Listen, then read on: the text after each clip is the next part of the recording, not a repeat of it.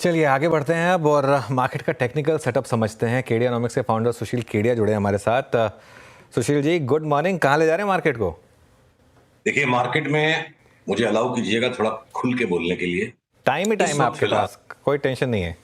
इस वक्त फिलहाल निफ्टी नशा है, बैंक निफ्टी भांग है, सुख और समृद्धि है इंडिविजुअल सेक्टर्स और स्टॉक्स में। तो Nifty bank Nifty down trend start करने के बाद एक माइनर रिबाउंड दे रहे हैं, जबकि बाकी विश्व की इंडिसेस न्यू हाइस के साथ फ्लर्ट कर रही हैं।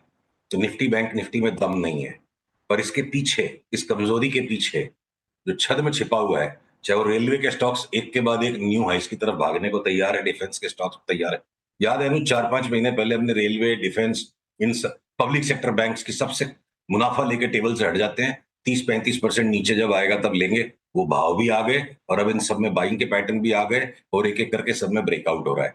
तो आपके प्रथम प्रश्न का सरल उत्तर है, बहुत सारे स्टॉक्स में हम लगातार बाई के सिग्नल्स का एंटिसिपेशन कर करके एक एक को पकड़ते जा रहे हैं। लार्ज कैप्स के अंदर में एक एक करके हम स्टॉक्स को शॉर्ट करते जा रहे हैं। दिवाली का टाइम है सुशील जी, भांग तो होली के टाइम पर डिस्कस करते हैं हम नॉर्मली। इसीलिए तो अनुज मैंने जानबूझ करके भांग कहा ना, हाँ कि भांग नहीं पीनी है दिवाली में। निफ्टी बैंक निफ्टी को छोड़ो, स्टॉक्स में काम करेंगे। हाँ ठीक है, स्टॉक्स में काम करेंगे। चलिए तो फिर स्टॉक स्पेसिफिक चर्चा हो जाए इस समय। F&O के अगर कुछ स्टॉक्स पहले डिस्कस कर सकें, कैश के भी कर लेंगे, लेकिन अगर कुछ F&O स्पेसिफिक स्टॉक्स जो आपके रेडार पर हो। देखिए, F&O के अंदर में ज्यादातर जो लार्ज कैप्स हैं, तो और बहुत ज्यादा कोई चित्र F&O का चेंज नहीं हुआ है। तो सेल अगर हमारे यहाँ बाई है, टाटा स्टील में एग्जिट की वेट है, जिंदल के सारे स्टॉक्स को हम बेचेंगे जैसे सिग्नल आएगा। जब तक नहीं आ रहा है इंतजार करेंगे। फार्मा में अगर मैं आ जाता हूँ, ये सन फार्मा और डॉक्टर रेड्डीज का हो सकता है 4-5 साल का साइक्लिकल टॉप बन रहा हो। साइक्लिकल टॉप का मतलब ये नहीं कल सवेरे गिर जाएंगे और ट्विटर पे ट्रोलिंग शुरू हो जाएगी।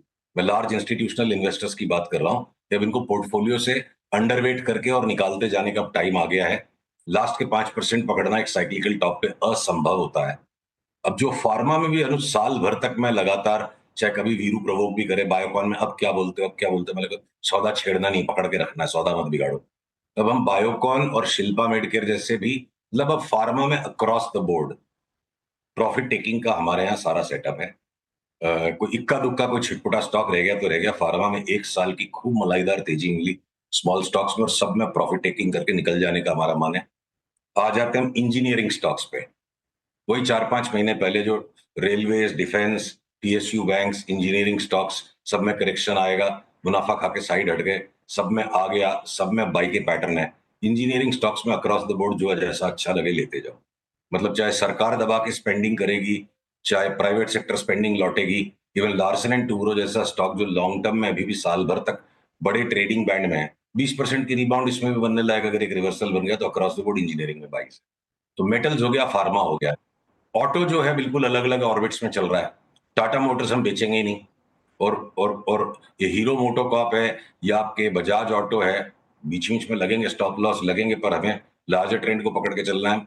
हम सारे टू व्हीलर्स के स्टॉक्स में बार बार बेच के लेने की ट्राई करेंगे। टीवीएस एक अपवाद है, और मारुति में पैसा बनता नहीं है, मारुति में सिर्फ अहंकार की तुष्टि होती है, तो उसको छोड़ देते हैं। बाकी के सारे ऑटो स्टॉक्स टाटा मोटर्स को छोड़ करके चांस मिलेगा तो बेच के लेंगे, टाटा मोटर्स को पकड़ के रखेंगे।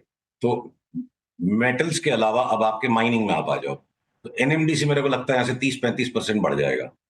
तो जीएमडीसी भी उसके पीछे पीछे 20-25% बढ़ जाएगा। तो अनुज अलग सेक्टर्स, अलग स्टॉक्स, निफ्टी का गेम अलग है। दिवाली का टाइम है, क्यों मैं नशा करूं, क्यों मैं बैंक निफ्टी की भांग पीऊं। एचडीएफसी बैंक और आईसीआईसीआई बैंक मिला के 52% वेटेज हो गई। ये दोनों के अंदर में एक टेम्पररी रिबाउंड है, दोनों और बुरी तरह से गिरेंगे।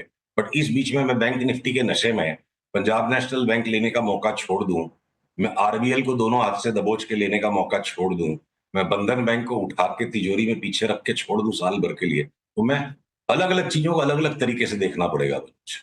मतलब वो इजी गो लक्की वाला जो बाजार था, जो जी में आए ले लो, लिक्विडिटी पागल की तरह भाग रही है तो बस गधा घोड़ा दोनों भागेंगे, अब वो बाजार चला गया, अब मेहनत का बाजार आ गया।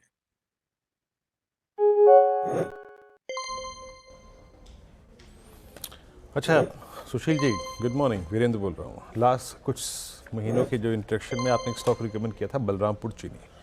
ये एग्री में, केमिकल्स में, फर्टिलाइजर्स में आपका व्यू क्या है, स्पेशली आपका बलरामपुर चीनी पर टेक जो कि अब इस दौर के हाईएस्ट लेवल पर ट्रेड कर रहा है? देखिए, बलरामपुर चीनी में ये हमने एक भयंकर शुगर स्टॉक्स में तेजी का व्यू निकाला था। World wide underline sugar commodity के भाव साल भर में डबल हो जाएंगे। अगर पीसीआर कृपया इस चार्ट को मेरे स्क्रीन से दिखा पाए बलरामपुर चीनी का, तो विश्लेषण दिख रहा है आपको। इंडियन शुगर स्टॉक्स में बलरामपुर चीनी बाकी सारे स्टॉक से बहुत ज्यादा आगे भाग गया है, और इसका पैटर्न करीब करीब जो तेजी का है ना, वो पूरा होने को आया है। पर पूरा होने में भी ओवर एक्सटेंड हो सकता है, यहां से और ऊपर भी चला जाएगा। तो एंट्री पॉइंट नहीं है 350-400 में जो लेके बैठे हैं। हम अपनी एवरेज को नहीं बिगाड़ेंगे, जब हमें पक्का सेल सिग्नल मिलेगा मुनाफा खा के निकल जाएंगे। यहां से कोई लेके कमा सकता है। तो मेरी विवशता ये है कि सबके पास 150 ग्राम का ही ब्रेन है, और कितने भी पैसे हो किसी के पास, 20-30-40 स्टॉक से ज्यादा फोकस नहीं कर पाओगे। तो हमारे लिए बलरामपुर चीनी में नई फ्रेश एंट्री का स्कोप नहीं है। फ्रेश एंट्री हमने जो सेक्टर्स को आइडेंटिफाई किया वहां करेंगे। बलरामपुर चीनी में जितनी सवारी हमारे क्लाइंट्स की चल रही है। जब जब प्रॉफिट टेकिंग का कोई सिग्नल आएगा हम निकल जाएंगे। बाकी के जो छोटे वाले शुगर स्टॉक्स हैं, उनमें यहां से डबल, बहुत सौ में 3 गुना भाव होने की भी संभावना साल भर में लगती है। उस तरह के रिटर्न बलरामपुर चीनी में संभव नहीं लगती है। लगता है कि एक बार कोई भी कारण से पहले इसमें एक मोटा करेक्शन आए, और ये वापस अगर 500 के आसपास मिलेगा और बाई सिग्नल मिलेगी तो मिलेंगे। तो वो नए इनोवेशंस कर रही है कंपनी, ये वो, मेरे को चार्ट की स्टोरी सुननी है, कंपनी की स्टोरी नहीं सुननी। हर स्टोरी भाव से सही होती है, भाव जैसा हो गया। अब ये बायोप्लास्टिक्स में और इसमें उसमें चले जाएंगे तो ऑलरेडी बात आ चुकी है। नहीं, वही चार्ट की स्टोरी आपको आईटी में कैसी लग रही है? अब आईटी में जहाँ पे रोज 52 हाई लग रहे हैं, इन्फोसिस ने आज अपना ऑल टाइम हाई क्रिएट किया मिड कैप आईटी में, आपको चार्ट्स पर आईटी क्या कह रहा है इस वक्त? देखिए, मैं अगर अगले 2 घंटे के सौदे को करने की चेष्टा करूंगा, जो मेरी कोर कॉम्पिटेंस नहीं है, तो मैं राइट हो ही नहीं पाऊंगा। आईटी के स्टॉक्स की चार्ट्स का जो सेटअप है, उसमें 3 से 6 महीने के व्यू में हम अभी भी कहीं कोई परिवर्तन नहीं, हम बिल्कुल भी जिद्दत किस्म के लोग नहीं है। जहां जरूरत पड़ती है फटाक से पलट जाते हैं। बिल्कुल टॉप आउट जोन में है सारे स्टॉक्स, और ये लास्ट लास्ट का एक आखिरी छद्म की एक और हाई दिखा के वापस से ल्योरिंग इन हो रही है। पूरे नैस्डैक की धुलाई होने वाली है। खाली यूएस इलेक्शन के कारण अगर थोड़ा बहुत आगे पीछे हो रहा है। अगर एनवीडिया का स्टॉक हमने कॉल निकाला था 50% गिर जाएगा, और 30 उसमें से गिर गया, 25 गिर गया, और वापस रीबाउंड है। तो ये खाली ट्रेंड के एंडिंग फेज पे न्यू हाइस को देख करके ल्योर हो जाना मैच्योरिटी नहीं है। हमारे शॉर्ट सेल के सिग्नल कट गए, स्टॉप लॉस लग गया, वापस वेट करेंगे दोबारा सिग्नल मिलेगा। तो जिस समय आईटी के स्टॉक्स का नाम लेना गुनाह था, वहां से हमने 35-40% की रैली का कॉल निकाला और मजे की मलाई खाई। तो जो सिस्टम हमारे लिए काम करता है, हम उसी पे स्टिक करेंगे। और अब मेरे को कोई संकोच नहीं है कि अगले फॉल में कोफोर्स 50% वापस गिरेगा, और ये इन्फोसिस कैसे भाव हो जाएंगे कि आज हंसने वाले हंस सकते हैं, उस दिन याद करेंगे बात को। तो हम अपनी चार्ट की रीडिंग से हटेंगे नहीं। किसी ट्विटर की ट्रोलिंग से या किसी के ओपिनियन से हमारी चार्ट बदलने वाली नहीं। चार्ट बदलेगी उस दिन हम बदल जाएंगे। आईटी में एग्जिट है, एफएमसीजी में भी एग्जिट है। नहीं, खैर ट्रोलिंग से तो खैर अपनी स्ट्रैटेजी कभी बदलनी नहीं चाहिए, ये बात तो मैं आपकी मानता हूँ। अच्छा, एक आखिरी सवाल, ये इतना बड़ा आईपीओ आ रहा है, क्या मार्केट में एक टॉप का रिस्क है? क्योंकि नॉर्मली कई बार होता है जब इतने बड़े आईपीओ आते हैं मार्केट टॉप आउट कर जाता है। ये अनुज, आपने सवाल पूछ लिया, बड़ा अच्छा कर लिया। यही बात मेरे दिमाग में 4 दिन से थी। आज तक के इतिहास में तो जब वो लार्जेस्ट आईपीओ एवर आता है ना, लार्जेस्ट आईपीओ एवर, हर कुछ साल में, हर कुछ साल की तेजी में एक लार्जेस्ट आईपीओ एवर आता है। तो अभी तक का तो जो इतिहास है, लार्जेस्ट आईपीओ एवर जब भी आया है, मतलब बाजार ऑलरेडी टॉप आउट कर चुका होता है, और वो लोअर टॉप बनाता है। वही निफ्टी बैंक निफ्टी भी करने जा रहे हैं इस वक्त। मैं 10 साल के टॉप की बात नहीं कर रहा हूँ, 6 महीने के तो टॉप की बात, 3 महीने के तो टॉप की बात हो सकती है ना। तो और दूसरी चीज अनुज, हुंडई की आप कोरियन चार्ट को देखो, तो ये स्टॉक ने कोई वेल्थ क्रिएशन नहीं किया है।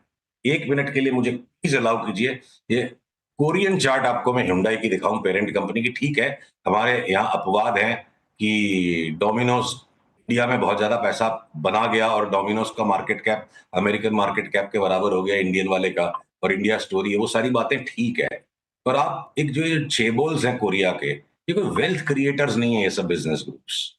जो कोई इन्वेस्टर सोच के चले कि हम इसमें लेके बहुत बड़ी वेल्थ बना लेंगे। आप ये देखो, 2008 के बॉटम से अगर 2020 के बॉटम तक 12 साल में स्टॉक ने 5% का भी कंपाउंडेड एनुअल ग्रोथ रेट नहीं दिया।